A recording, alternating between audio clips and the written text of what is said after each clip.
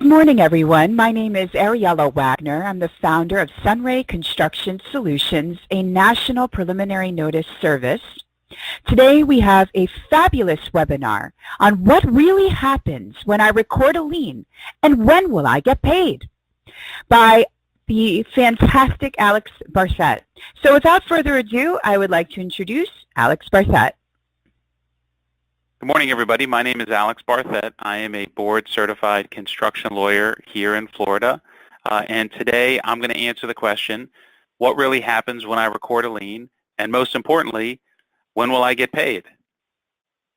So let's get started. So on today's agenda, we're going to talk about what a lien is and how it works. We'll talk about what happens after you record the lien. And then we'll answer the question, how do you get paid? We'll also run through some scenarios that you may run into after you record a lien. One of them is your lien being bonded off. I'll tell you what to do when that happens. I'll tell you what to do, what happens. I'll tell you what to do if by some chance you receive a notice of contest of lien. I'll explain what it is and how it works and what you need to do. I'll also explain what a 20-day summons is and how that can shorten the time that you have to file your lawsuit. At the end, we'll answer any questions that anybody has. And with respect to those questions, go ahead and use the GoToWebinar chat box at the right-hand side of your screen.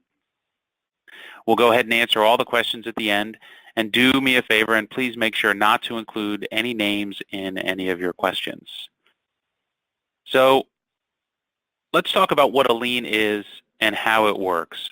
So first, you need to understand what rights you have when you record a lien. You need to understand what the lien is.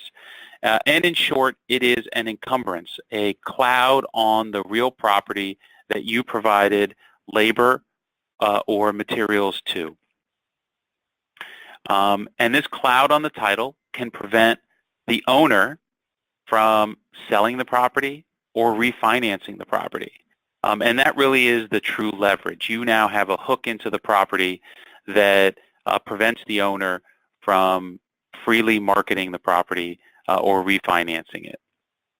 It is also usually a technical default under most mortgages. So if the property has a loan on it, then your lien on the property is probably a default on the mortgage. Now, don't get too excited.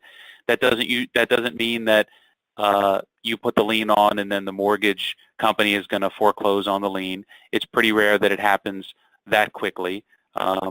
Many times the lender doesn't even know about it. But if you put the lien on the property, the owner is technically in default. If you are a sub, or a supplier on a project and you're working under a prime contractor, most contracts that exist between an owner and a contractor, which is called the prime construction contract, requires that the contractor keep the property free and clear of liens. That's usually a standard provision in most AIA contracts and most owner contracts where the owner is sophisticated enough to understand construction. As such, your lien on the property is a technical default, again, under the prime construction contract, which could get the contractor into some hot water. So what happens after you record your lien? Unfortunately, nothing happens. Clients come to us and they say, well, I recorded the lien and, I was expecting to get paid right away once I put the lien on the property, and nothing happened. Unfortunately, nothing will happen. It is up to you to enforce your legal rights, and the first step is the lien. Now, occasionally, if you lien a property, that lien bothers the owner enough that they either pay you or they put pressure on the contractor to pay you if you're further down the chain. I'll tell you a short story of a case that I'm dealing with now. We represent a concrete precast structure company. They delivered product as a supplier to a subcontractor on a project. They didn't get paid. They liened the job for about $20,000. that lien is sitting on the property, and the owner is very upset about it because the owner has paid the contractor. In this case, the contractor paid the sub, and the sub didn't pay my client. So the owner is putting a lot of pressure on the contractor, and the contractor is putting a lot of pressure on the sub to pay because he's already paid, and now there's a lien on the project. So I get calls every day, every other day from both the contractor and the sub who owes us the money, wanting us to remove the lien and trying to make arrangements for payment. So it is possible that the lien by itself can get you paid. But if the lien doesn't bother someone, maybe they don't have a mortgage, maybe they don't care that the lien's on the property, it's not affecting their loan, their lender, then it's up to you to take the next step. So now we get to the question of how do you get paid once you record a lien on the property? So the first thing you need to understand is that the lien only starts the legal process to get you paid. It is encumbrance on the property, but it's up to you to enforce your rights through a civil court action known as a foreclosure. Some people believe that a foreclosure is different from a civil action. They think that it's a short process. Unfortunately, it is not. It is similar to any other court action in both cost and time, which means that if the other side is defending it, arguing that your work was no good, it was late, you didn't deliver the materials on time, the materials were the wrong materials, any of those defenses can be asserted against your lien, and if so, you have to deal with them in court. The judge doesn't know that you are right and they are wrong. That's what the purpose of the trial is for.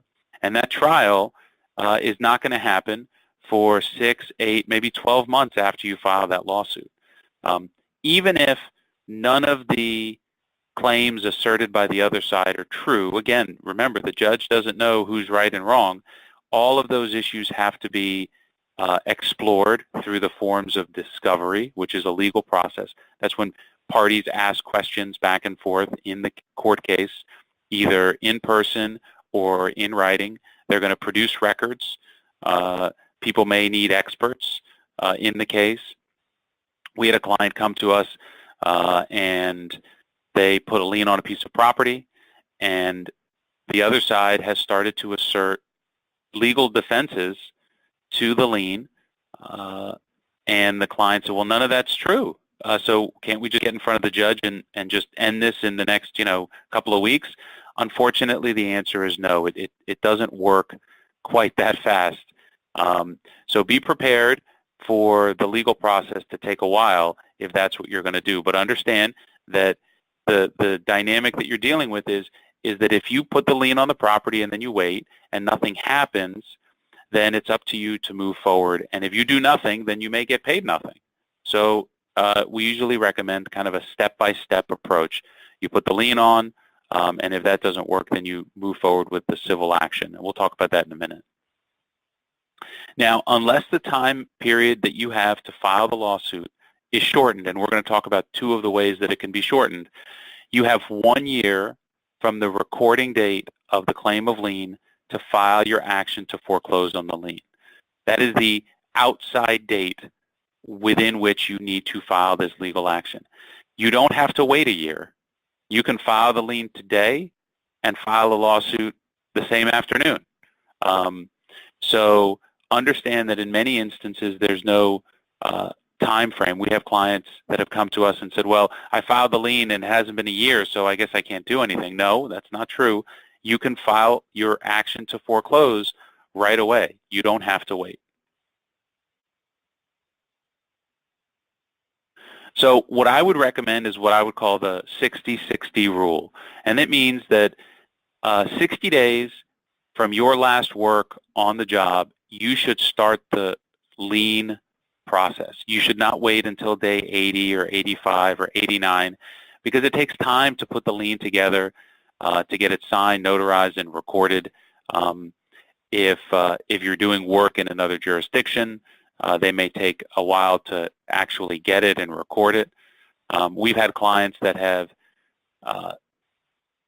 they've had to lien, so they send a FedEx with a lien to the clerk in another county, and it just sat there for a week, and then the clerk finally got to it and recorded it. Unfortunately, by the time the clerk recorded it, it was after the 90 days. So you don't want to wait too long, because then you could lose your lien rights. So I would suggest that if you haven't been paid, and this includes retainage, 60 days from your last work or delivery of materials on a project, you need to start the lien process so that you can be ready to lien right away. Now, after you lien, and you should go ahead and proceed with your normal collection activities for the next 60 days after that, the next 2 months. That means hassle your customer, hassle the owner. You should be sending emails, making phone calls, maybe go visit them. Do whatever it is you have to do to make sure that they understand that you are the squeaky wheel and you need to get the grease. That is how successful collection departments work. They are polite but aggressive and persistent. So for the next 60 days, you should be hounding your customer and the owner to get paid on that lien. If that doesn't work, you should consider submitting the claim to a construction lawyer for collection. This is your lien is not like wine. It does not get better with age. It gets worse. The longer you wait to foreclose on your lien, the harder it is to recover. And the reason is that people move around. The project manager that was with you, that knew all of the information, maybe he leaves to go to another company. Witnesses move out of the jurisdiction. Documents get lost. Cell phones that have information, fall in the toilet. The longer you wait to get paid, the harder it is to recover. So, except for a specific business reason, maybe this is a small lien. Let's say maybe it's $10,000 for you. It's not a big deal, and you're doing $1 million of work with the same contractor or owner. So you know what? I'm not going to push it. I'm just going to let it sit there. That's perfectly fine. That's a valid business reason to wait.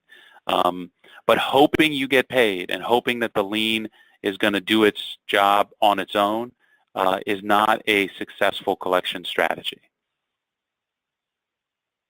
So let's talk about some of the things you may run into once you lien the job. So you may have the lien bonded off. What happens when your lien is bonded off, and what do you do about it? I would suggest that you should celebrate, and let me explain why. A lien on a property requires that foreclosure sale that I mentioned, which is the civil action to recover and sell the property on the courthouse steps, and then any equity in the property would come to you. Now, equity is an important term because that means that you're getting paid after potentially other lienors, depending on their priority. If there's a mortgage on the property, maybe there's a first and a second that's in front of you. So maybe you're doing $100,000 worth of work and you have to lien for $100,000 on a property that you think is worth $1 million, but it has a $1 million mortgage on it. Well, that's not a good place to be in. If they bond your lien off, the lien is no longer attached to the property, but it is attached to the security that is posted in the form of the bond so that your lien remains secure. So the two types of bonds that are acceptable are a surety bond, which is like an insurance company who puts up the bond for the amount of the lien, and we'll talk about what that amount is, or cash. So if I'm an owner and someone liens my property, I can take a check to the clerk's office and I can bond off that lien. The bond amount is roughly about 150% of the claim of lien amount. So if the lien was for $100,000, the bond amount is going to be for $150,000. It's not exactly 150%. There's a formula that's in the statute that talks about what that amount is, but give or take, it works out to be about 150%. That extra 50% is intended to protect you for your interest and legal fees associated with collecting the debt. Your lien is no longer on the property. They can refinance it. They can sell it, but it's still attached to that surety bond or cash. And then finally, you need to be prepared for a fight. Anyone that wants to resolve a dispute with you is not going to bond off your lien. The reason they're bonding off the lien is because they don't want you to get paid, but they need your lien off the property. And that usually means that you're going to have to fight. So when someone bonds off your lien, I would suggest you make a couple of last-ditch phone calls to try to work it out. But if that doesn't work, you should file suit immediately, because if they're bonding it off, they're hoping you don't file suit, and they're hoping that within a year, the bond will be discharged because you never sued, and they'll get their money back. So let's talk about next what is a notice of contest of lien and what happens when you get one. I told you that you need to file your lawsuit to foreclose on your lien within a year, but when you get this notice of contest of lien, you need to do it right away. The rule is 1 year from recording is when your legal action needs to be commenced. That's the latest date.